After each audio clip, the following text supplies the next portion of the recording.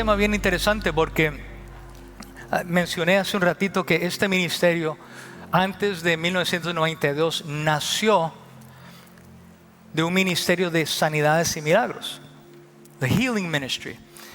Y el ministerio de sanidad ha sido atacado, criticado, señalado y a veces las personas le han dado, no la espalda, pero como que se han alejado, le han dado un cierto temor. Y muchas personas se han preguntado, pero ¿por qué Dios no sana como sanaba antes? Que muchas veces las personas se avergüenzan por cosas que han visto, exageraciones que han visto, extremos que se han visto. Pero Dios todavía sana. Dios todavía hace milagros. Él es el mismo David ayer, hoy y para siempre. Y las próximas semanas, y la semana pasada estuvo con nosotros el Fabricio Alvarado, el pastor Fabricio, y empezó a hablar sobre sanidad y diferentes formas que Dios sanaba. Yo dije, Dios mío, mira, yo ni le mencioné lo que estamos hablando porque todo este mes quiero traer unas enseñanzas sobre lo que es sanidad divina y el ministerio sanador o el poder sanador de Cristo, porque es Cristo el que sana.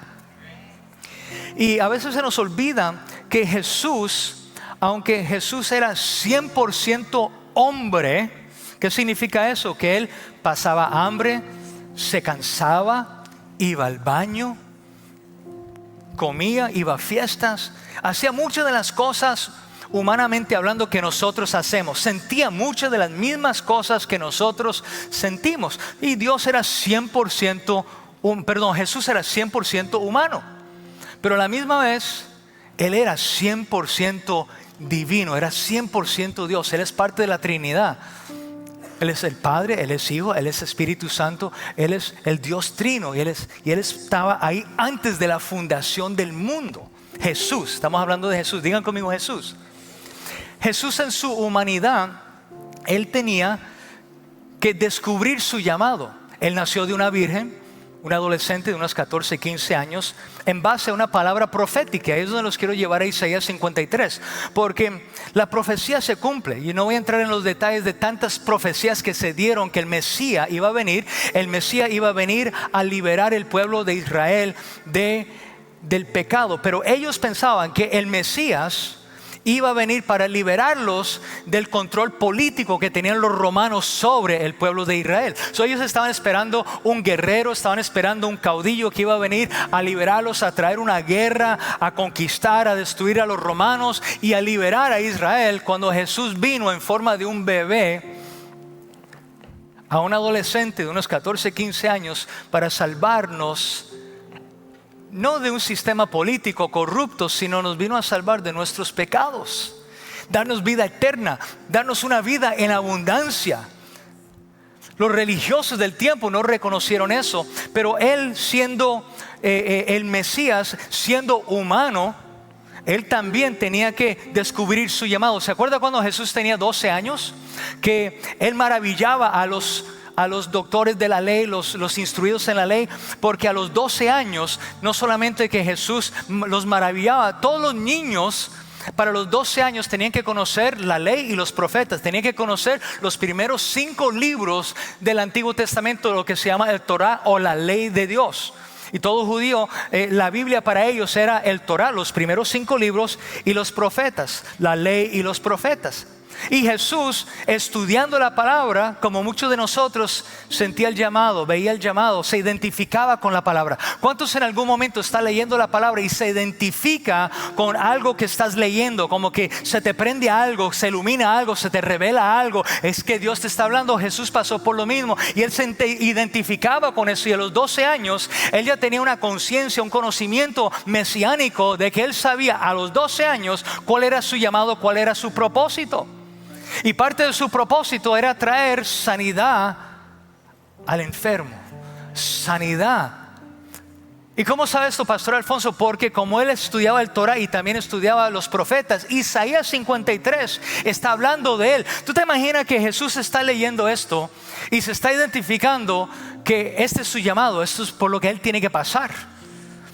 Vemos una palabra profética, vemos una señal hacia el futuro. Y yo quiero que te ponga en la mente de este niño que está estudiando, que está diciendo, bueno, ok, este soy yo. Mira lo que dice Isaías 53, verso 1. ¿Quién ha creído nuestro anuncio? Déjame pausar ahí un momentito. A veces le creemos más a CNN, le creemos más a Fox, le creemos más al doctor, le creemos más al diagnóstico, le creemos más a la enfermedad. Y el profeta dice, ¿quién ha creído a nuestro anuncio? ¿Quién ha creído lo que dice la palabra? ¿Quién ha creído las promesas de la palabra? ¿Quién ha creído lo que hizo Jesús? ¿Quién ha creído en esta figura histórica que no solamente era un hombre humano, sino que Él era el Hijo de Dios? ¿Quién ha creído nuestro anuncio y sobre quién se ha manifestado el brazo, la mano fuerte, el brazo fuerte de Jehová? Subirá cual renuevo. Ahora yo quiero que entiendan esta parte, porque es una palabra profética que subirá de la raíz, porque a Jesús lo conocían como el hijo de David, que es la palabra profética de que un día a través de la línea de David que iba a venir un renuevo, que iba a venir una raíz, que iba a venir un Mesías, y subirá un renuevo. En Cristo algo nuevo iba a ocurrir. Estaba la ley, estaban los profetas, está el Antiguo Testamento, pero iba a venir una renovación. Y hermanos, proféticamente viene una renovación, viene una reforma para la iglesia. Lo que antes se había acostado, lo que antes se había dormido, lo que antes se había muerto, se está levantando de nuevo, pero en un contexto nuevo para los tiempos que estamos viviendo. Es el mismo mensaje, pero Dios está haciendo algo nuevo en tu vida. Dios está haciendo algo nuevo en la iglesia. Dios está haciendo algo nuevo en el mundo y está sacudiendo al mundo como lo hizo hace 4 años atrás. Viene un sacudimiento para que la gente se aferre más a Dios y lo busque más como nunca antes. Por eso vamos a ver uno de los avivamientos, uno de los despertares más grandes del mundo, de los tiempos. Hay un renuevo y dice aquí, subirá cual renuevo delante de él y como raíz de tierra seca. No hay parecer en él ni en él hermosura. Y aquí es donde proféticamente vemos una imagen de la cruz y los latigazos que Jesús sufrió en el Nuevo Testamento. Y dice aquí, no hay parecer en él ni hermosura. Le veremos más inatractivo para que le deseemos. Despreciado y desechado entre los hombres, varón de dolores, experimentado en quebranto. Y cómo escondimos de él el rostro. Hay mucha gente que todavía hoy en día esconden su rostro de parte de Dios porque se avergüenzan del evangelio y se olvidan que Romanos 1:16 dice que no me avergüenzo del evangelio de Jesucristo porque es poder de Dios para los que se salvan. Estamos acá en esta mañana. Yo sé que están acá porque los veo. Y como que escondimos de él el rostro, fue menospreciado y no lo estimamos. Ciertamente llevó él nuestras enfermedades y sufrió nuestros dolores. Y nosotros le tuvimos por azotado, por herido de Dios y abatido. Y esta es la escritura que muchos conocemos. Mas él herido fue por nuestras rebeliones, molido por nuestros pecados. El castigo de nuestra paz fue sobre él y por su llaga hemos sido curados, hemos sido sanados. Past tense, eso queda en el pasado. Ya fue hecho. Y esto fue escrito miles de años, 7,000 años aproximadamente antes, 700 años antes de que Jesús estuviera en la cruz del Calvario. Pero fue una palabra profética que se cumplió. Ahora Jesús está leyendo esto y él está diciendo, espera un momentito, antes que suceda esto, yo tengo que incorporar esta palabra en mi vida. Y antes de yo morir en la cruz, yo tengo que darles un ejemplo de lo que es esto. Porque esto es pasado, nosotros estamos en el presente, pero Jesús tenía que, como un buen líder, dar un ejemplo para cada uno de nosotros. Por eso yo digo, yo no quiero ser como Tony Robbins, yo no quiero ser como Roberto Candelario, que lo honro, que está con nosotros en esta mañana. Yo no quiero ser como Billy Graham ni como Gigi. Yo quiero ser como Jesús. Y entienda algo, y esto es medio controversial para los tiempos que estamos viviendo. Yo no quiero ser la mejor versión de Alfonso. Yo quiero mejorar a Alfonso, pero yo quiero ser la mejor versión de Jesús reflejado a través de mi vida. Quiero amar como Él, quiero perdonar como Él, quiero vivir como Él. Yo quiero que la gente experimente o se sienta como Jesús los hacía sentir, porque el mismo Espíritu que levantó a Jesús dentro de los muertos ahora vive dentro de mí. vive dentro de ti, vive dentro de nosotros. El Espíritu de Dios está aquí en este lugar, en esta mañana. Estamos aquí. No se me vayan. Ahora, esto es Antiguo Testamento. Ahora Jesús tenía que demostrar antes de su muerte que el divino lado de Jesús hacía milagros. Porque si simplemente era un hombre, habían muchos Jesuses en sus tiempos, pero había un Jesús de Nazaret que por su divinidad, por ser Dios manifestado o que caminó aquí entre los hombres, tenía que manifestar las cosas divinas de Dios. Y para esos tiempos eran milagros, sanidades.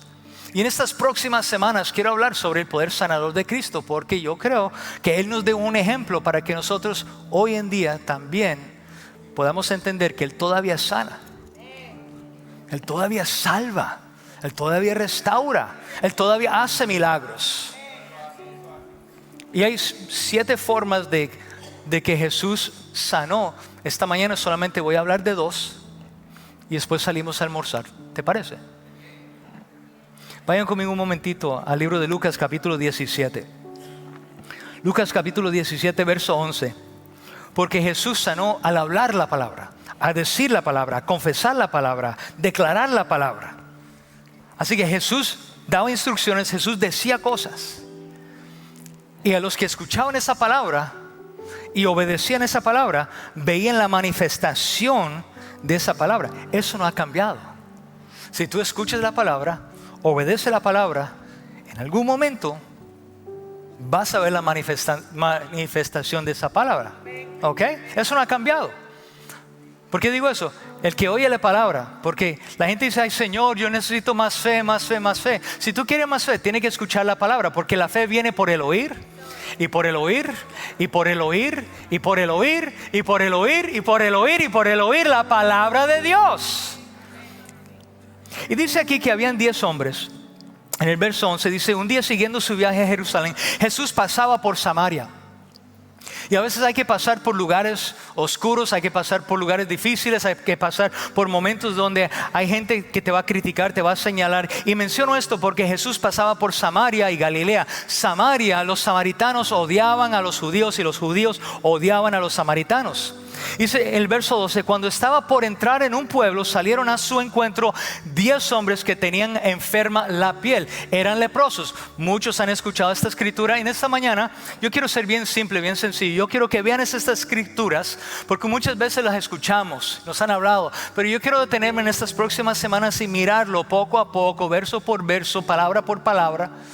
Porque la fe viene por el oír la palabra, a través de lo que el pastor dice, a través de lo que el maestro dice, a través de lo que el apóstol, el profeta, el evangelista dice, para la edificación de los santos, para prepararlos para el ministerio.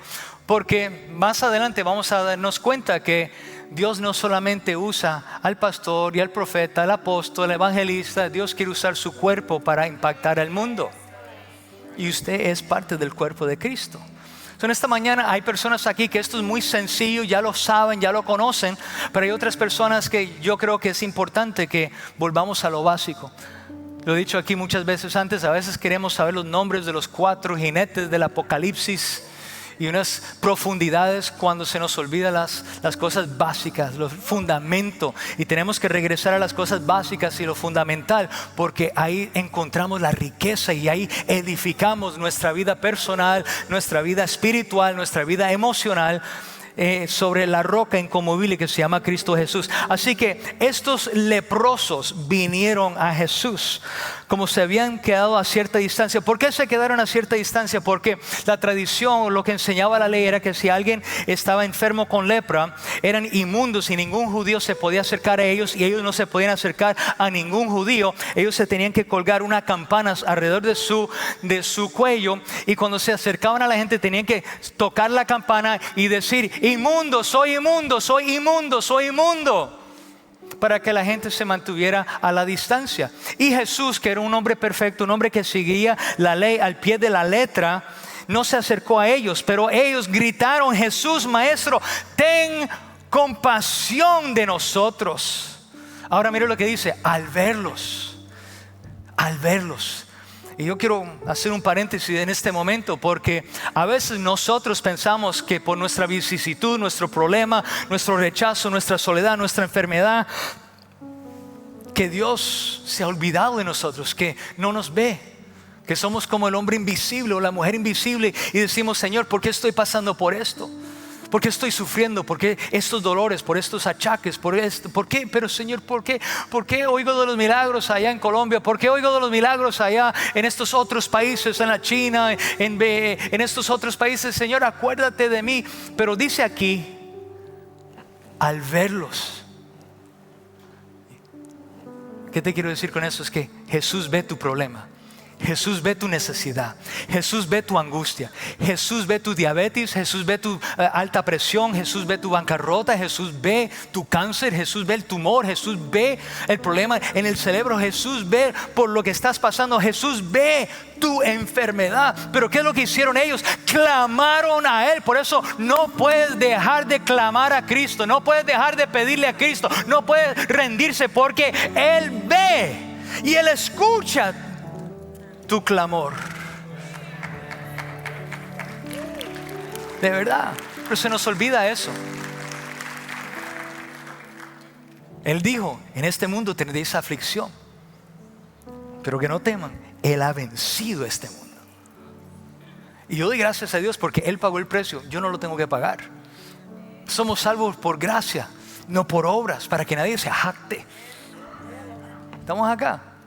Y me llama mucho la atención porque de momento Él los vio y dio una palabra, dio una instrucción: vayan a presentarse a los sacerdotes. Eso es una tradición, algo que escrito en la ley. Cuando había un enfermo y recibía algún tipo de sanidad, tenía que ir a presentarse al sacerdote para que el sacerdote lo revisara, lo examinara, determinara que ya está sana la persona y lo puede reintroducir a la sociedad. Es como que lo ungieran para volver a ser parte de la sociedad. Y eso es lindo, porque nosotros éramos pecadores, pero fuimos al sacerdote de los sacerdotes, al Rey de Reyes, al Señor de Señores, y Él nos perdonó, nos justificó, nos hizo la justicia de Dios en Cristo Jesús, donde ahora tenemos un pasado y una vida nueva en Cristo Jesús. Oh my God. Donde nos reintroduce, no con una etiqueta del pasado, no lo que yo era, sino ahora soy una nueva criatura en Cristo Jesús.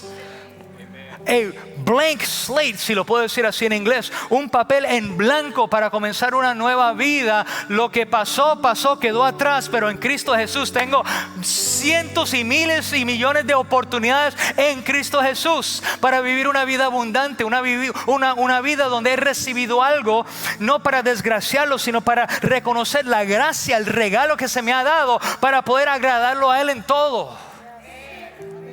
Él dio unas directrices. Y me llama mucho la atención porque dice: vaya, preséntense a los sacerdotes. Y resultó que mientras iban de camino, quedaron limpios. Nos gustan los milagros de momento, nos gusta el sensacionalismo, nos gusta cuando, wow, mira, se estiró de la y mire, salió de la silla de ruedas, y mira lo que pasó, y wow, y todo el mundo se vuelve loco. I'm sorry, I get excited. Nos gusta eso.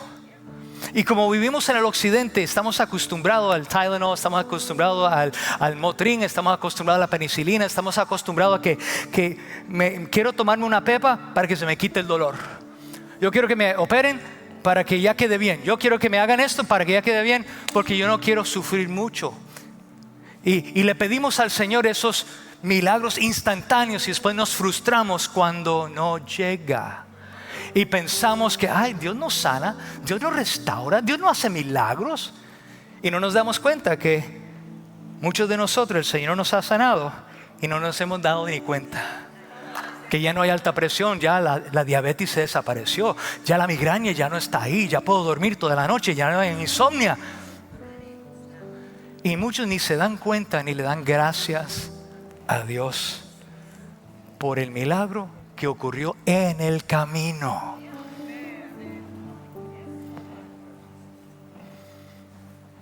¿Estamos acá? Escuche bien, porque dice: uno de ellos, al verse sano, regresó alabando a Dios a grandes voces, cayó rostro en tierra, símbolo de adoración a los pies de Jesús, y le dio las gracias. Amado, no hay nada tan poderoso que una actitud de agradecimiento. Gratitud abre y mantiene las ventanas de los milagros abiertos sobre la vida de una persona. Pero hay personas que son mal agradecidos. Y me llama mucho la atención. Mire estos detallitos acá. Mire lo que dice acá. No obstante, era samaritano. ¿Pero qué significa eso, Pastor Alfonso? Jesús vino a la casa de Israel. Jesús vino a salvar a los judíos en ese contexto. Pero sin embargo, aquí hay un leproso, un enfermo, que era samaritano, odiado por los mismos judíos, que nos dice a nosotros que Dios no hace acepción de personas, que Él está ahí para salvar al gentil, al pagano. Él está ahí para salvar al judío. Él está ahí para cada uno de nosotros. Por eso tú no estás tan lejos de la gracia de Dios. Hay un milagro en movimiento para tu vida, hay sanidad para tu vida.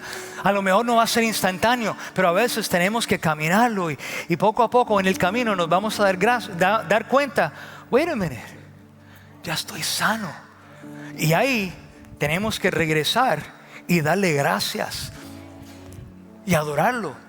Dios no te va a sanar de la droga, Dios no te va a sanar de la pornografía, Dios no te va a sanar de cosas emocionales para que tú regreses a eso mismo.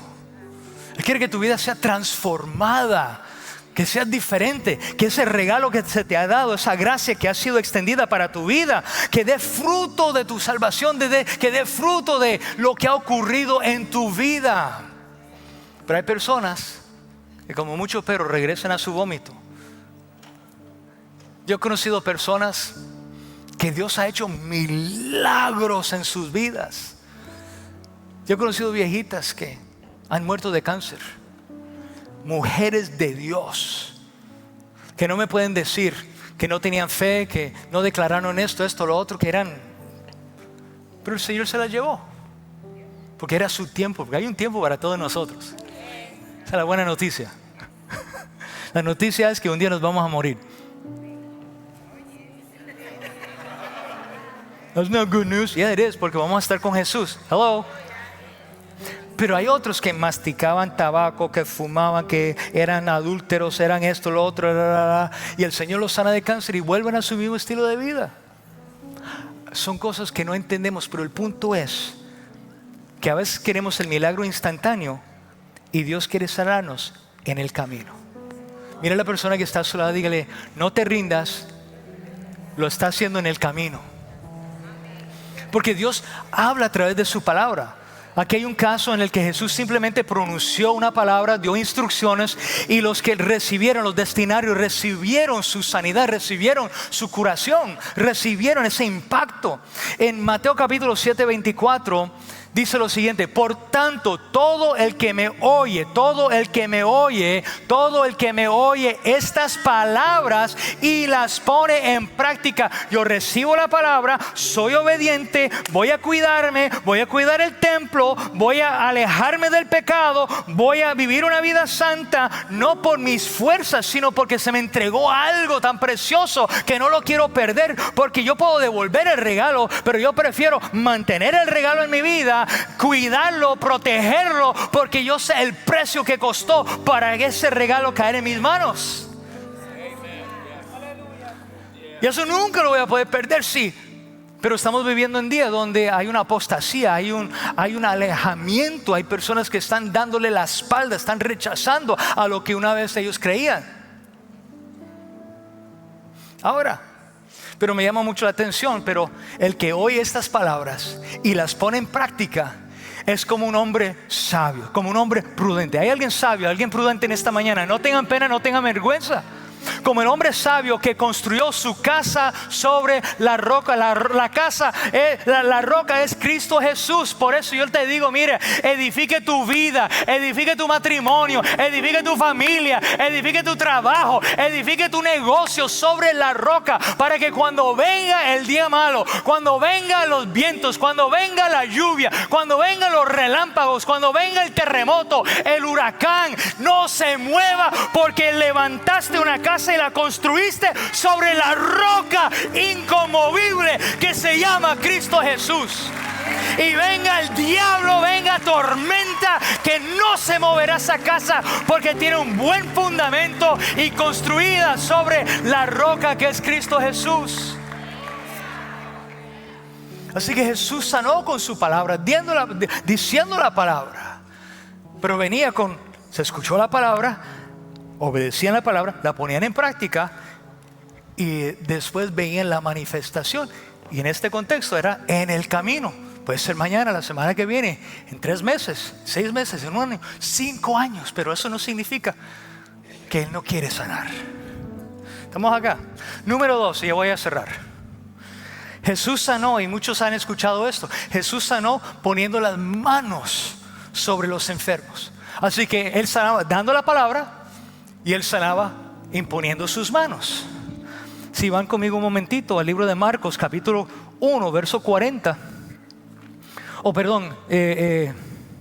Mateo capítulo 20, verso 29, dice lo siguiente: una gran multitud seguía a Jesús cuando Él salía de Jericó con sus discípulos.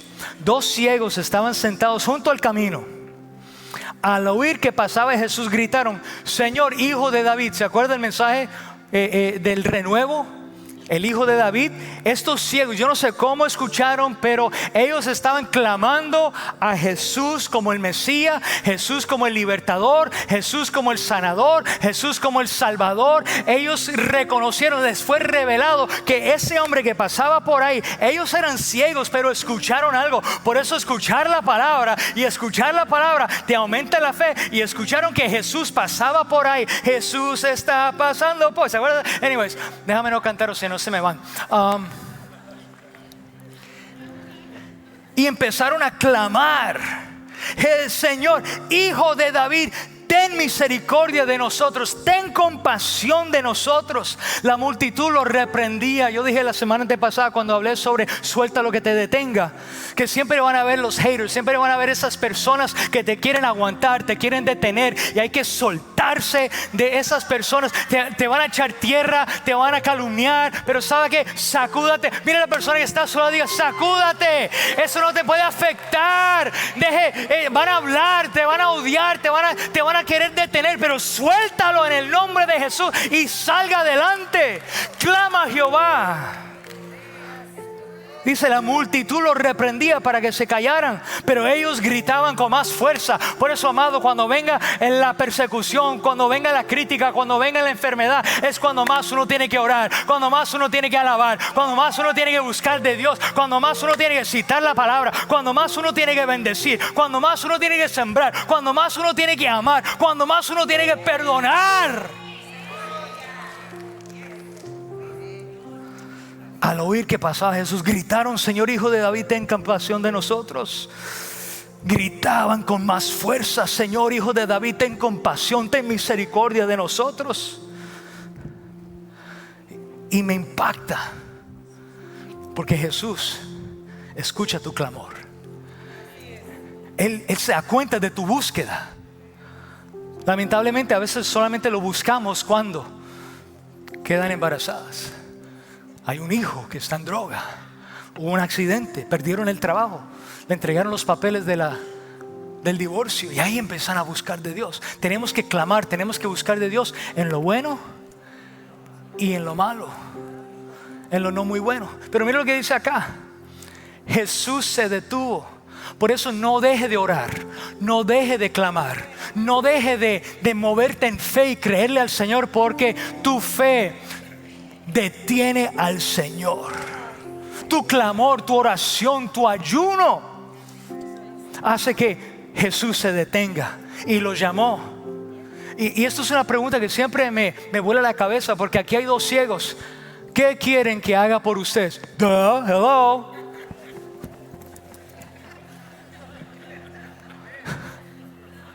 Hello. Es obvio. Te escuchamos, pero no te vemos. Pero también hay un principio. El pan nuestro de cada día, dánoslo hoy, Señor. Dios quiere escuchar nuestra petición, pero a veces queremos ser tan humildes. Ay, yo no le quiero pedir por ese aumento en mi trabajo. Ay, yo no le quiero pedir, aunque el cacharro ha sido bueno, pero necesito un carro nuevo, pero ay, yo no se lo voy a pedir al Señor. Eso es ser humildemente hipócrita. Una falsa humildad. Cuando como hijos nos dice, ¿qué quieren? A veces el pan no es, Señor, necesito pan. Joel, necesito vender una casa. Necesito comprar un terreno, Señor. Señor, necesito que un mejor trabajo. Yo no sé cuál es tu necesidad. Oh Señor, necesito que mi hijo te sirva de todo corazón. Necesito que mi hija tenga un encuentro que la sacuda para que ella te sirva. No que simplemente sea una predicadora, pero que en el contexto donde se encuentre, porque a veces queremos que nuestros hijos sirvan al Señor detrás de un púlpito, pero a lo mejor el Señor quiere que ellos le sirvan en una posición gubernamental, o en una escuela, o en un hospital, o en un taller mecánico, y ahí es donde el Señor los quiere usar para traer otra gente al reino de los cielos. Pero pedir, a veces nos da miedo pedir. Y el Señor viene y dice, ¿qué es lo que tú quieres? ¿Quieres ese trabajo? Pero ese es el problema, es que muchas veces pedimos cosas materiales. ¿Cuándo fue la última vez? Señor, yo quiero acercarme más a ti. Señor, yo quiero que mis hijos te sirvan. Yo quiero que mis nietos reciban este legado de fe. Porque una casa se puede perder, un carro lo pueden chocar, pero el legado de fe es el mejor legado que uno le puede dejar a sus hijos y a sus hijas. Nuestra oración es, el Señor dice, ¿qué es lo que tú quieres? Y no tenga miedo de pedírselo al Señor. Y sí, voy a entrar un poco a lo material. Si necesita un mejor trabajo, pídale un nuevo trabajo al Señor. Si necesita una novia, pídale la novia. Una novia de Dios, un hombre de Dios. Si quiere casarte, pídele a ese galán que llegue a tu vida, aunque parezca un galón, pero deje que llegue.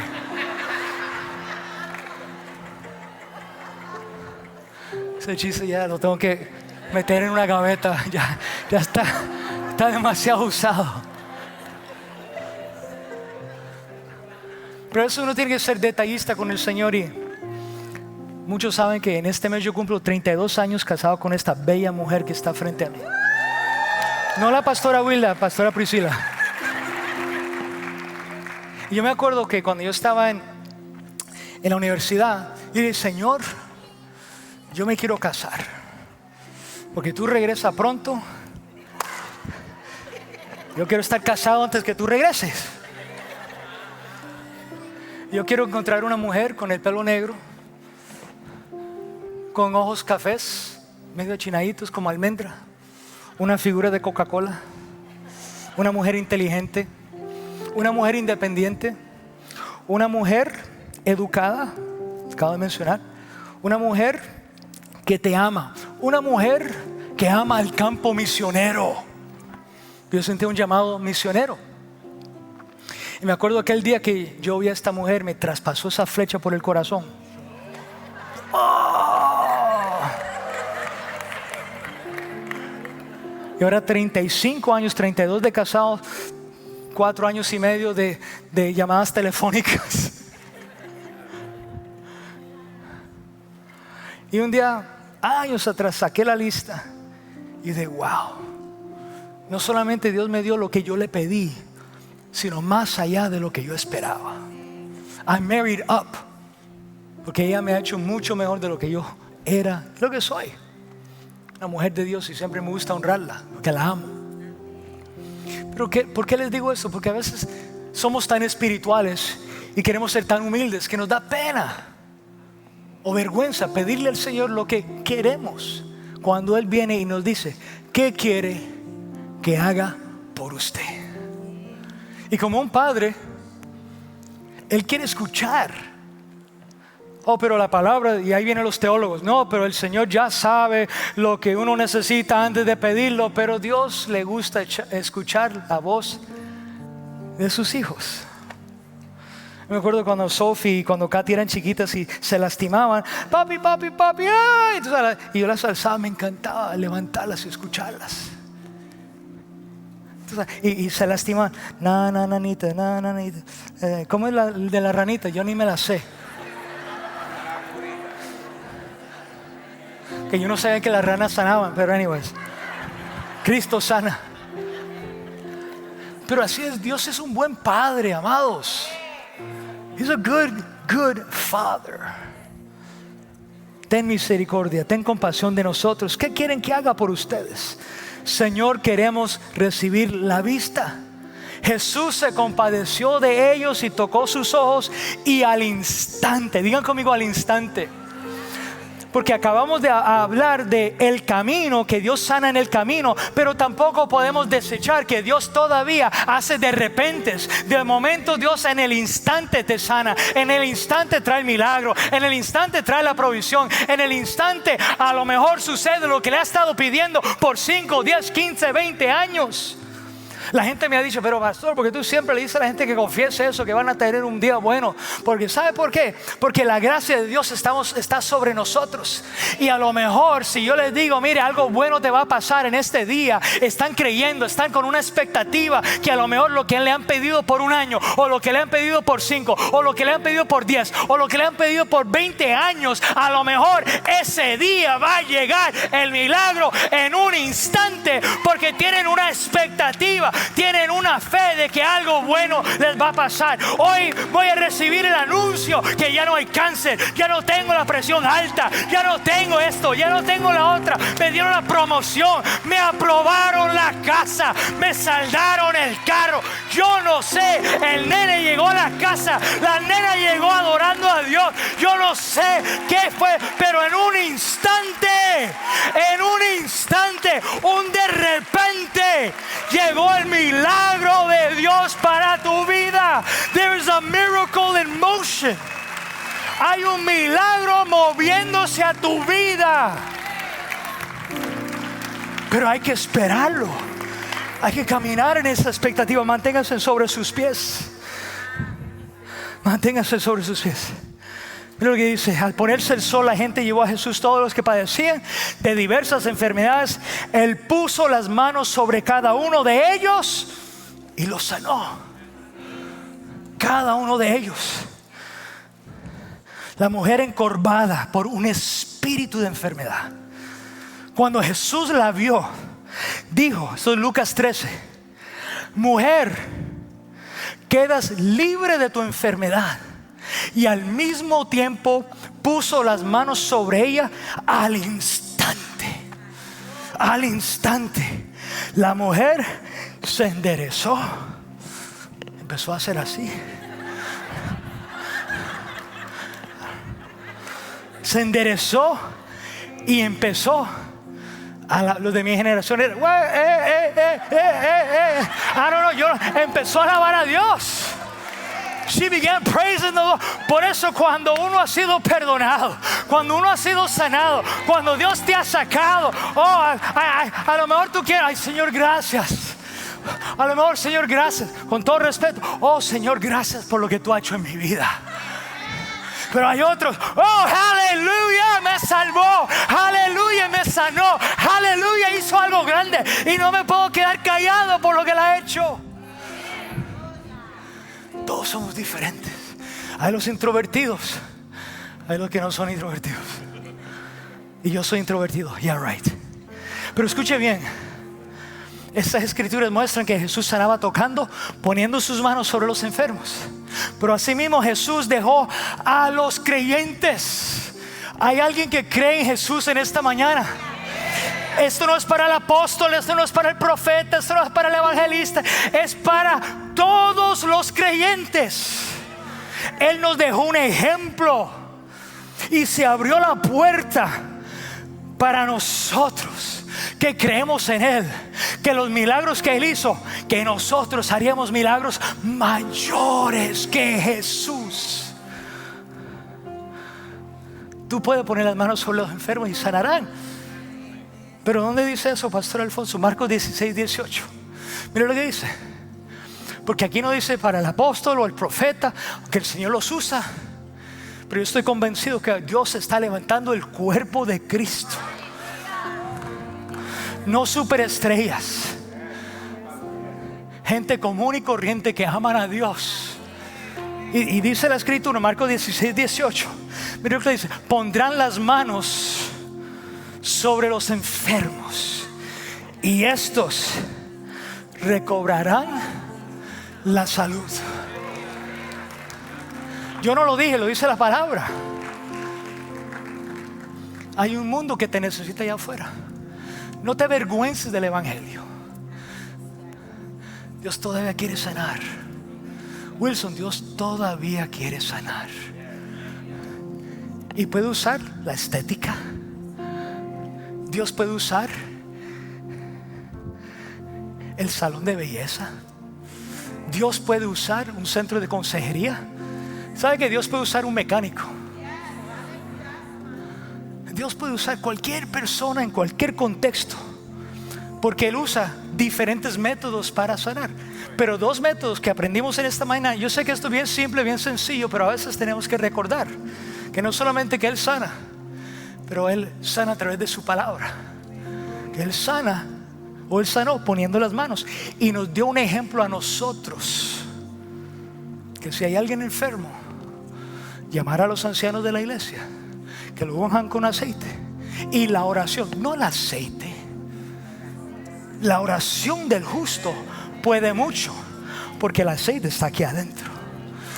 Yo he visto personas echarle un pote de Crisco oil encima de la gente, y lo que hicieron fue dañar un buen traje. Y siguen igual.